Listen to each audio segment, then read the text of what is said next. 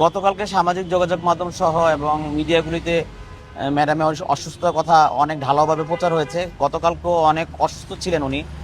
আজকে আমি এসেছি, এসে গতকাল পর্যন্ত উনি 7 তলায় ছিলেন, উনি এখন 4 তলায় আছেন। উনি ওটিতে আছেন। ওনার যে দীর্ঘদিন যে বিভিন্ন ধরনের অপারেশন হয়েছে এবং ওই প্রেস মেকার বসিয়েছেন, ওইটার পর্যবেক্ষণ করছেন ডাক্তাররা।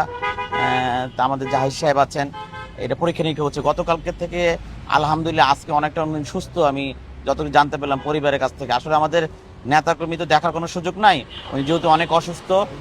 পরিবারের লোকজন আছে, তাদের কাছ থেকে জিজ্ঞেস করেছি, আমি নিজে গিয়েছিলাম, জিজ্ঞেস করে জানতে পারলাম যে উনি কথা বলছেন হালকা পাতলা এবং চিনতে পারছেন অনেককে। আসলে আমরা ওই ওই ধরনের কোনো চিন্তা করছি না। আমাদের দেশনেত্রী বেগম খালেদা জি আমাদের মাঝে আবার আগের মতো সুস্থ হয়ে ফিরে আসবেন এবং সারা বাংলাদেশে আপামর জনতার সহ দলমত নির্বিশেষে ওনার জন্য দোয়া রয়েছে এবং ওনার দোয়া কামনা করি। আবার আপনি যে কথাটি বলেছেন অনুপস্থিতে, আপনি জানেন যে দীর্ঘদিন যাবৎ আমাদের দেশনেত্রী বেগম খালেদা জিয়া সহ আমাদের বিএনপি ভারপ্রাপ্ত চেয়ারম্যান জনাব তারেক রহমান আমাদের জাতীয়তাবাদী দলের হাল ধরেছেন। ওনার নির্দেশেই আমরা আন্দোলন সংগ্রাম করেছি, আমাদের ভারপ্রাপ্ত চেয়ারম্যানের নির্দেশেই উনি দলটা এখন পরিচালনা করছেন।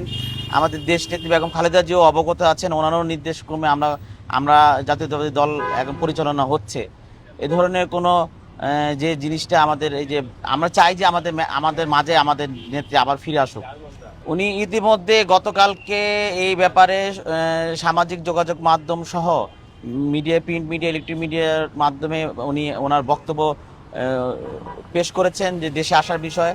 উনি দেখেন, ওনার তো মা অসুস্থ এবং ওনার মার সাথে ওনার কিন্তু অনেক সন্তান দেশে। আমরা কিন্তু ওনাকে মা বলে আখ্যায়িত করি।